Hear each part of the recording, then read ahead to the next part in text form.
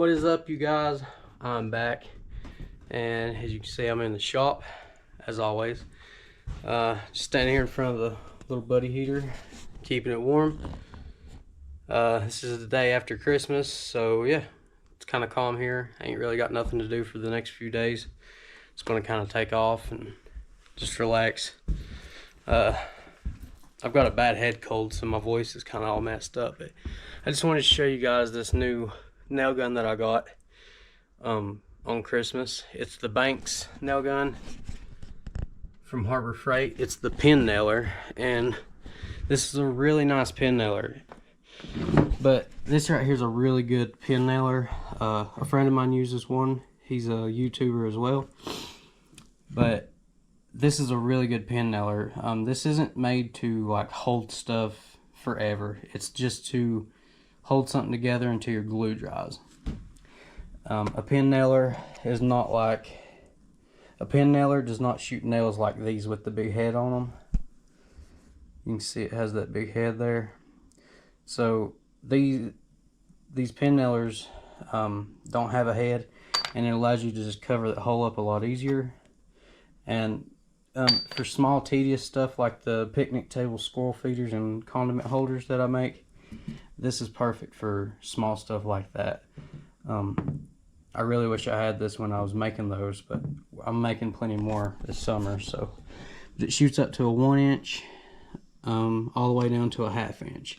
You can shoot 1 inch, 3/4, and 1/2 inch. And this little knob here, you can just twist that to what you want. You just twist that around, and now it's on safety. Twist it back over here, now it can shoot. Yeah, here's the release right here where my thumb is. Just press that down, and your nails will slide right in this groove right here. So if you don't already know that, I'll show you. The nails, see that groove in there? These nails have an arrow, so just make sure you stick the arrow in the groove, and whatever you have it adjusted to up here on the knob, it'll allow that size of nail to go in. So yeah, that's all you do. But you have to make sure you have this set to the right size of nails that you're using. And you don't, the nails that I got at Harbor Freight, they're $10 a box. Right here is what I got. Fasten strong, galvanized pin nails, 23 gauge. Yeah, this is what I got. I got the 1 inch and I got 3/4. But they have the 1/2 inch as well, but I rarely use 1/2 inch. But I do use a lot of 3/4. So I'm going to kind of show you, if I can here, the difference in these nails. So the head is up here at my finger. If we can get it to focus. So you can see the head of that nail completely hides these nails. That's how thin these nails are. And these actually hold really good. I tried a few of them out and nailed into a piece of board, and these hold really good, surprisingly. But like I say, they're not made to hold something forever. It's just made to hold it until your glue dries. But you can leave these in and just sand right over the little hole that it makes.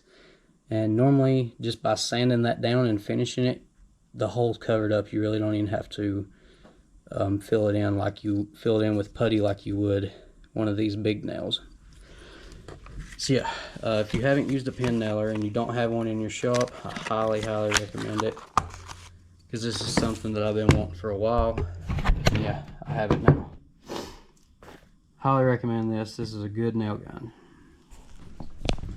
One other thing, at Harbor Freight there is a dust bag that you can hook to the bottom of these saws. It sets under here, and then it mounts to the sides. So my saw will sling dust all the way over here. Like, there'll be a spot where I'm standing, you can see, and it slings it way over here. And I'm really getting, it'll like cover you in dust, and I'm really getting tired of that. So Has anybody ever used those dust collection bags from Harbor Freight that works on these type of saws? Drop that in the comments and let me know, because I'd really like to hear about your experience with it and how it done, because I really want to get something. I was going to just like make one out of wood, like somehow build a box and then make like a little hatch to empty the dust. But if I can just get one of those bags pretty cheap, that'd be a lot better and easier, save me a lot of time. But either way, I want to hear what y'all think of those in the comments, so let me know in the comments below. Okay, so something I like to do and use on my table saws is Goo Gone. It cleans anything that might be on your table saw. Sometimes you get like sap. Right here I have some sap from like pine and stuff like that. So Goo Gone really works good for this. I'll just spray it all over, let it sit for a few minutes. Then I'll take a rag, wipe it down. And the good thing about Goo Gone is it leaves like this good, I wouldn't say, I don't know, it leaves like a waxy surface, and it really makes your boards like slide better. When I use this, I don't even have to use wax on my table at all. So I'm going to clean this up and get the sap off, and I'm going to kind of show you how good that works. That's all like sap, see? So I'm just going to spray it down. Gonna make sure the nozzle's on. Okay.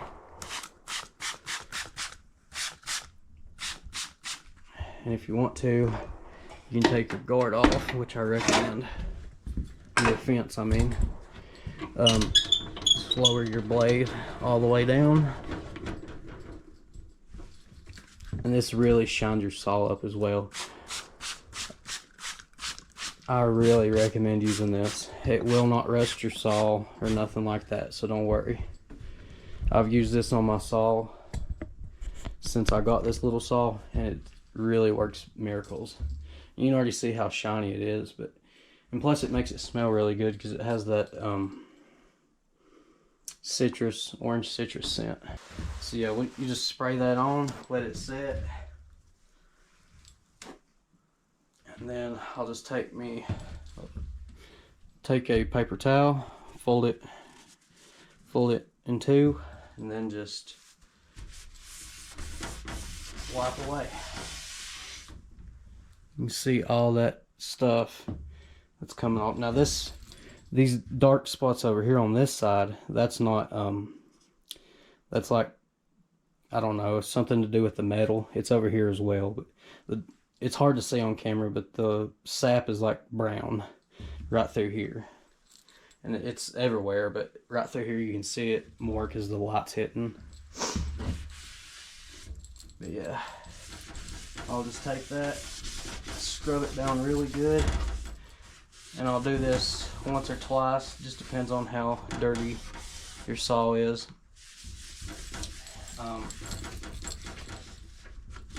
Yeah. Now I'm just going to get another one. Wipe down over here real good. I'll just take one more paper towel. You just fold it, and then just make sure you wipe everything down just like that.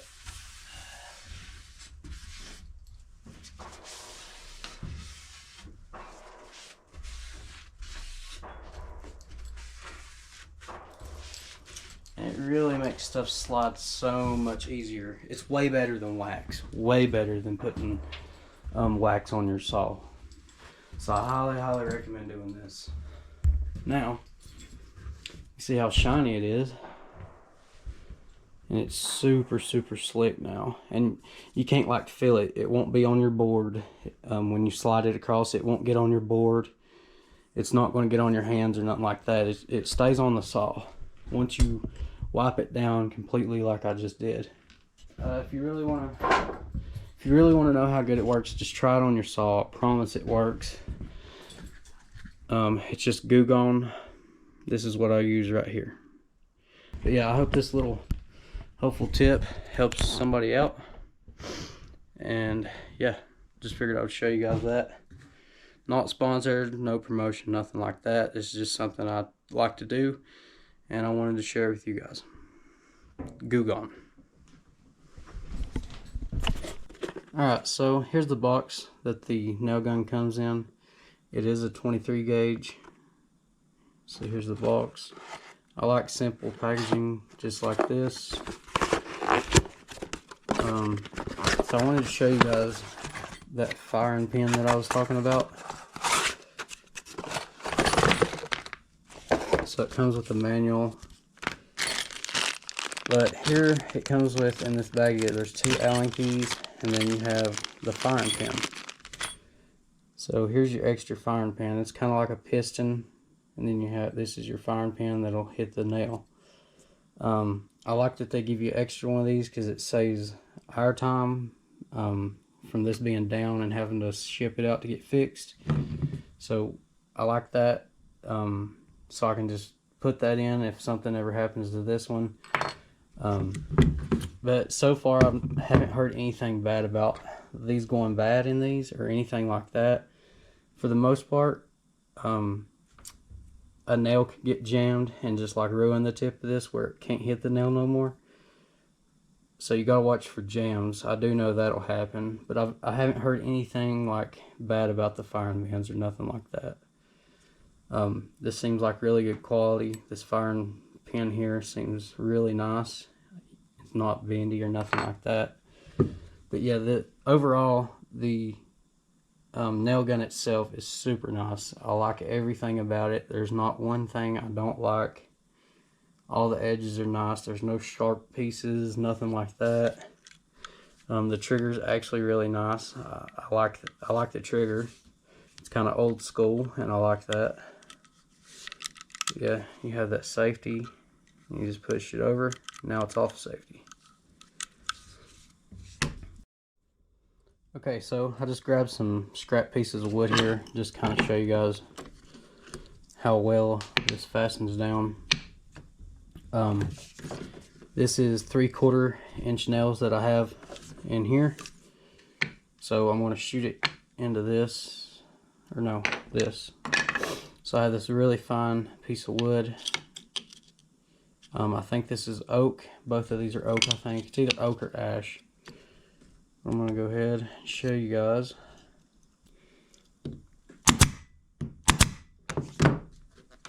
So yeah, you can see that's held down. I put 3 nails all the way across. And just... Okay, so it did shoot at 40 psi. I bumped it up. It was on 40, so I bumped it up to 60. So it was shooting at 40. I think it calls for 60 and between 60 and 100 psi, I think. But just adjust it. You know, if you know how to, if you know what you're doing, you can just adjust it to where it shoots where you like it. I'm just gonna put one here, one here, one here, one here. And see, that right there will hold for a long time. And you can see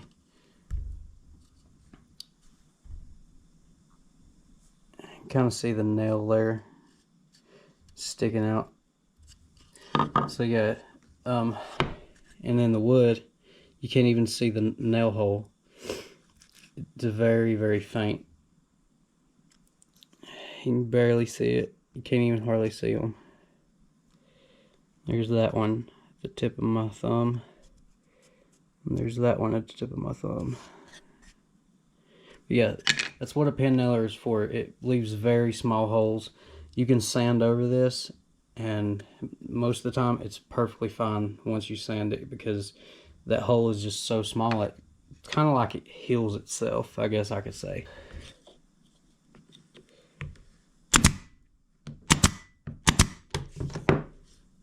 So yeah, you can see it takes a lot of force to tear that apart. And if anybody doesn't know how the nails go in, I know that's kind of weird, but for somebody that has never used a pen nailer, you probably wouldn't understand because it doesn't go in the same way as regular nails. So let me kind of show you. Just pull your slide back and you can see the groove here. Let me get you closer where you can see. So yeah, you see the groove there, and you see the nails are setting down in that groove. And if you get the nails that I got from Harbor Freight, which are really good nails, I highly recommend using these. They have the arrows, and you just put them down like that. And as long as you have that dial, this dial set to the right size of nail that you're putting in, it'll fit. So if you're having trouble closing this, so I have 3/4 nails in here. I'm going to switch it over to a 1/2 inch. You can see when I done that, it raised the nails up. There's something in there that like raises it up. But see, now that won't close. You can see how they lowered. Now it's closed. So as long as you have this dial to the right size of the nail, you're good. But yeah, these nails are super small. It's hard to tell on camera. They are super, super small. But that's how they go in. They just go in that little groove right there. Slip it down. And you're good to go. Also, another thing from Harbor Freight that I've been using for about 2 months now is this Bauer saw here. It's got the LED light inside it here to shine down on your work. I like the way the motor is on this one. It's angled, so I really like that, because if it was just straight, and I have my clamp here, sometimes I like to clamp this and for a stop, and of course that went in the bucket, but yeah, I'll clamp that there. And if you have one that's straight, it makes it difficult to go all the way down. But with this one, that's not a worry. Right here's the lock. When you're changing blade, you just push that in and you can change your blade. Very easy to change the blade on this. I already changed the blade and put this good Milwaukee fine finish blade on. That's what I use most of the time here in the shop. It has these little sliding things. They do go out further, but I have it on this base, and this is stopping it from going any further out. But you just lift this up and move this square. Yeah, you just lift that up and you can open or close it, and you just lock it back down like that. And that's on both sides as well. See? But yeah, the bevel's really nice.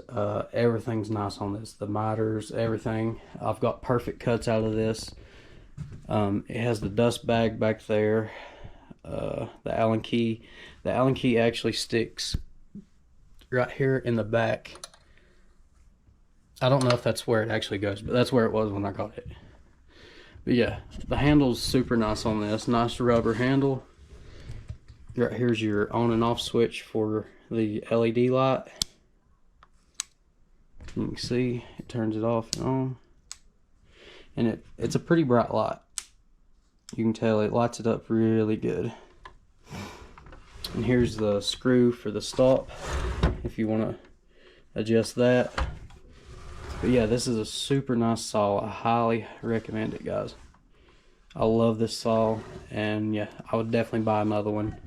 I'll definitely buy another one if this one ever goes down. But I love this saw.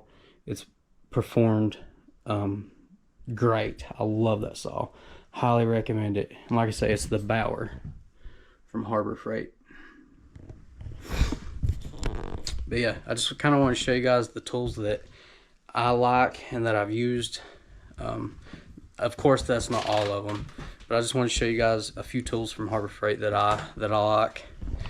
And yeah, but yeah, I think that's pretty much it for this video. It's just a short little video here. But I do have some more videos coming out, so just stay tuned. And yeah, I'll see you guys on the next one. Adios.